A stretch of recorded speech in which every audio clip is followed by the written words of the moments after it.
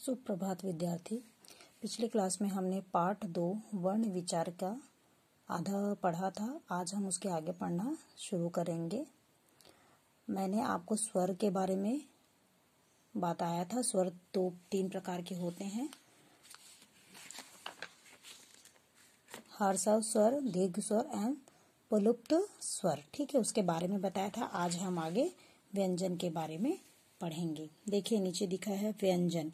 जिन वर्णों का उच्चारण स्वरों की सहायता से किया जाता है तथा वायु मुख में रुककर बाहर निकलती है, वे व्यंजन कहलाते हैं। हिंदी भाषा में व्यंजनों की कुल संख्या 33 होती है। ओके स्टूडेंट, उसके बाद है आगे दिया है उच्चारण की दृष्टि से व्यंजन के 3 भेद होते हैं। कितने भेद होते हैं? 3। ठीक है, उच्चारण की दृष्टि से कितने भेद होते हैं? 3 भेद होते हैं। ओके स्टूडेंट, पहला है स्पर्श व्यंजन, दूसरा है अंतः स्तः व्यंजन, ऊष्म व्यंजन। ठीक है, आज मैं उन व्यंजनों के बारे में बताऊंगी। ठीक है, पढ़ते हैं। स्पर्श व्यंजन। जिन व्यंजनों का उच्चारण करते समय मुख से निकलने वाली वायु मुख के किसी न किसी भाग का स्पर्श करती हुई बाहर आती है, वे स्पर्श व्यंजन कहलाते हैं। इनकी संख्या 25 है। ठीक है, आपको इसके बारे में बताती हूँ। 25 होती है। देखिए जैसे दिया यहाँ पे, जैसे सूत्र क वर्ग में आते हैं क, ख, ग, घ, अंगा। ठीक है, च वर्ग में आते च, छ, ज, झ, इया। ट वर्ग में आते हैं ट, ठ, ड, ढ, अणा। त वर्ग में आते हैं त, थ, द, ध, न। प वर्ग में आते हैं प, फ, ब, भ, म। ये सब है स्पर्श व्यंजन। ठीक है, ये 25 होते हैं। देखिए 1 2 3 4 5 6 7 8 9 10 11 12 13 14 15 16 17 18 19 20 21 22 23 24 एंड 25। ये सब क्या होते हैं? स्पर्श व्यंजन। अंतः स्तः व्यंजन। ठीक है, जिन व्यंजनों का उच्चारण स्वर तथा व्यंजनों के मध्य होता है, वे अंतः स्तः व्यंजन कहलाते हैं। इनकी संख्या कितनी होती है? 4। य, र, ल, व। ठीक है, ये हो गया अंतः स्तः व्यंजन। ऊष्म व्यंजन। जिन व्यंजनों का उच्चारण करते समय मुख में ऊष्मा यानी कि गर्मी पैदा होती है, वे ऊष्म व्यंजन कहलाते हैं। इनकी संख्या 4 है। श, श, श, ह। ठीक है, ये सब क्या है? ऊष्म व्यंजन। देखिए इसमें भी वैसे ही बताया गया है। स्पर्श व्यंजन देखिए बता रही हूँ। स्पर्श, जिन व्यंजनों का उच्चारण करते समय मुख से निकलने वाली वायु मुख के किसी न किसी भाग का स्पर्श करती हुई बाहर आती है, वे स्पर्श व्यंजन कहलाते हैं। इनकी संख्या कितनी होती है? 25 मैंने बताया था। अब अंतः स्तः व्यंजन। जिन व्यंजनों का उच्चारण स्वरों तथा व्यंजनों के मध्य होता है, वे अंतः स्तः व्यंजन कहलाते हैं। इनकी संख्या क्या होती है? 4। य, र, ल, व। ऊष्म व्यंजन। जिन व्यंजनों का उच्चारण करते समय मुख में ऊष्मा पैदा होती है, गर्मी पैदा होती है, वे ऊष्म व्यंजन कहलाते हैं। इसकी संख्या कितनी होती है? 4। श, श, श, ह। आयोग वह। ठीक है, स्वरों के बाद तथा व्यंजनों से पहले आने वाले वर्ण आयोग वह कहलाते हैं। ये कितने होते हैं? 3। अनुस्वार, अनुनासिक और विसर्ग। देखिए अनुस्वार में क्या लिखा? अम का बिंदु लगा है। अनुनासिक में क्या है? चंद्र बिंदु लगा है। विसर्ग में आहा जैसा लगा है। ठीक है, अनुस्वार यहाँ पे देखिए बिंदी दिया है, छोटा सा डॉट दिया है। इसका उच्चारण नाक से किया जाता है, जैसे बंदर, रंग, हंस आदि। अनुनासिक होता है चंद्र बिंदु। इसका उच्चारण नाक और मुंह दोनों के सहयोग से किया जाता है, जैसे आंख, चांद, गांव, कुआं, आंगन आदि। ठीक है। विसर्ग, इसका उच्चारण आधे ह के समान होता है, जैसे प्रातः, अतः, क्रमशः, अंतः। ठीक है, आदि।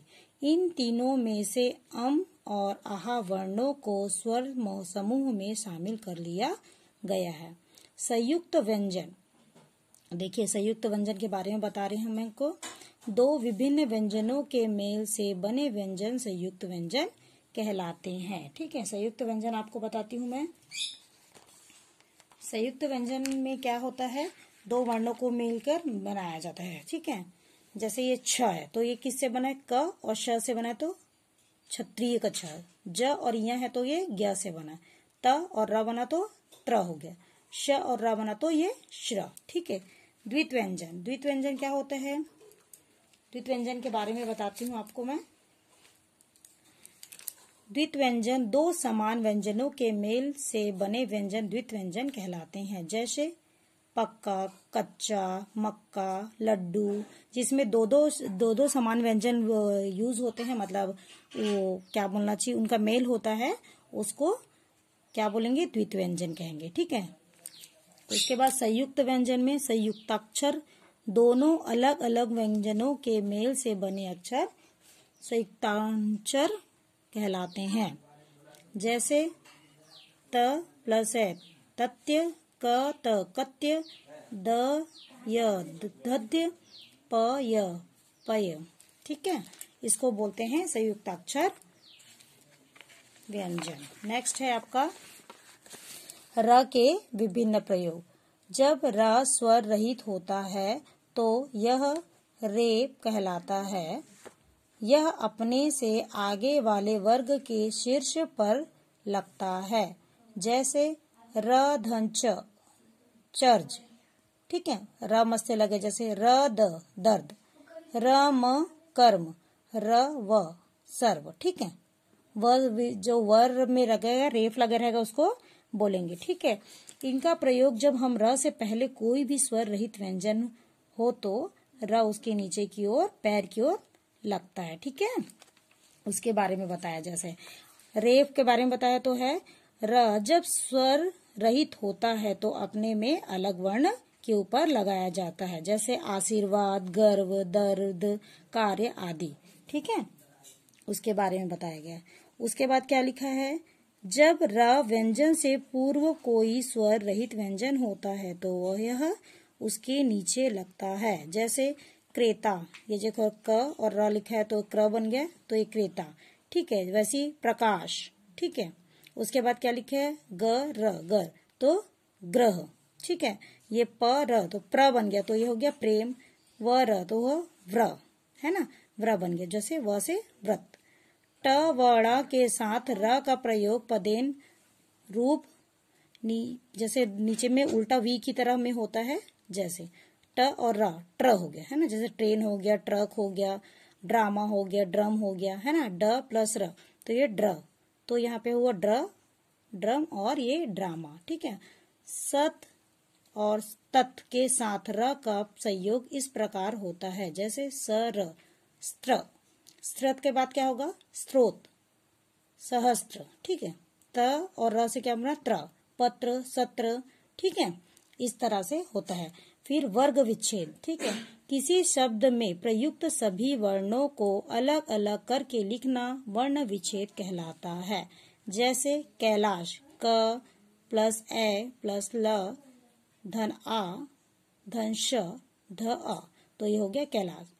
जो जैसे कोई नाम हो गया, कुछ वर्ण होता है, उसको अलग अलग करके लिखने में उसको बोलते हैं वर्ण विच्छेद। सूरजमुखी, स धन उ धन र धन आ धन ज धन आ धन म धन उ धन ख धन ई, तो ये हो गया सूरजमुखी। ठीक है बेटा, आपका ये पार्ट 2 वर्ण विचार पूरा होता है। अब उसके आगे देखिए, अभ्यास करो। नेक्स्ट पेज में दिया है अभ्यास करो। यहाँ पे दिया है सही विकल्प पर राइट का चिन्ह लगाइए। ठीक है, इसको ये आपका होमवर्क रहेगा बेटा। उसके बाद नेक्स्ट है दिया है यहाँ पे प्रश्न 2, दिए गए प्रश्नों के उत्तर दीजिए। मैं इसके बारे में आपको क्लास वर्क में वर्क दूंगी, उसको करना है। उसके बाद दिया है तीसरा में रिक्त स्थानों की पूर्ति कीजिए। यहाँ पर भी आपको होमवर्क करना है। मैं आपको पहले बता देती हूँ सही विकल्प के बारे में। वर्णों को सही क्रम में रखने पर बनती है वर्णमाला, मात्रा या इनमें से कोई नहीं। तो क्या आएगा? वर्णमाला। ठीक है। किन स्वरों के उच्चारण में बहुत कम समय लगता है? दीर्घ स्वरों के या हर्षव स्वरों के या प्लुप्त स्वरों के? तो क्या आएगा? हर्षव स्वर में। उच्चारण की दृष्टि से व्यंजन के कितने भेद होते हैं? बताइए, उच्चारण की दृष्टि से कितने भेद होते हैं? 4, 5 या 3? तो क्या आएगा? 3। दो अलग अलग व्यंजनों के मेल से बने अक्षर क्या कहलाते हैं? तो क्या आएगा ये? बताइए। संयुक्ताक्षर। ठीक है। उसके बाद स्वर रहित रहने पर र कहलाता है। रे, पदेन या इनमें से कोई? तो क्या आएगा? रे। ठीक है। फिर अब ये तो आपको मैं कक्षा कार्य में दूंगी, कॉपी वर्क में रिक्त स्थानों की पूर्ति कीजिए। आपका होमवर्क रहेगा। प्रत्येक भाषा के अपने कुछ निश्चित खालिस्तान होते हैं, निश्चित वर्ण होते हैं। खालिस्तान का उच्चारण बिना किसी ध्वनि की सहायता से किया जाता है। तो क्या आएगा? जिन वर्णों का उच्चारण बिना किसी ध्वनि की सहायता से किया जाता है। दीर्घ स्वरों के उच्चारण में खालिस्तान स्वरों से लगभग दुगुना समय लेता है। तो क्या आएगा? हर्षव। हिंदी भाषा में व्यंजनों की कुल संख्या कितनी होती है? 33। अंतःस्थः व्यंजनों की कुल संख्या कितनी होती है? 4। अब क्वेश्चन नंबर 4 देखिए। दिए गए शब्दों में अनुस्वार, अनुनासिक अथवा विसर्ग के चिन्ह लगाइए। जैसे यहाँ पे चाँद लिखा है तो उसको आपको क्या करना है? चाँद। ठीक है। मगल लिखा है तो उसको क्या करना है? मंगल। प्रात लिखा है तो उसको प्रातः लिखना है। कंगन लिखा है, कगल लिखा है तो उसको क्या करना है? कंगन। प्राय तो ये क्या हो गया? प्रायः। रगना तो ये क्या होगा? रंगना। दिए क्वेश्चन नंबर 5 है। दिए गए शब्द र के उचित प्रयोग द्वारा पूरे कीजिए। यहाँ पे लिखा है ग्रंथकार तो इसको क्या करेंगे? ग्रंथकार। ठीक है। प्रकाश लिखा है इसको क्या करोगे? प्रकाश। रजिस्ट्रार तो इसको क्या होगे? रजिस्ट्रार। ठीक है। दुश्चर को क्या कर लोगे? दुष्चक्र। फिर ड्राइवर, डाइवर लिखा है इसको क्या करोगे? ड्राइवर। मकट लिखा है इसको क्या लिखोगे? मरकट। विक्रम लिखा है इसको क्या करोगे? विक्रम। सृजनात्मक लिखा है इसको सृजनात्मक करना। ठीक है। टुडेज वर्क कंप्लीट बेटा। आप लोग का चैप्टर 2 कंप्लीट हो चुका है। अब मैं आपको कॉपी वर्क दूंगी, उसको करना है आपको।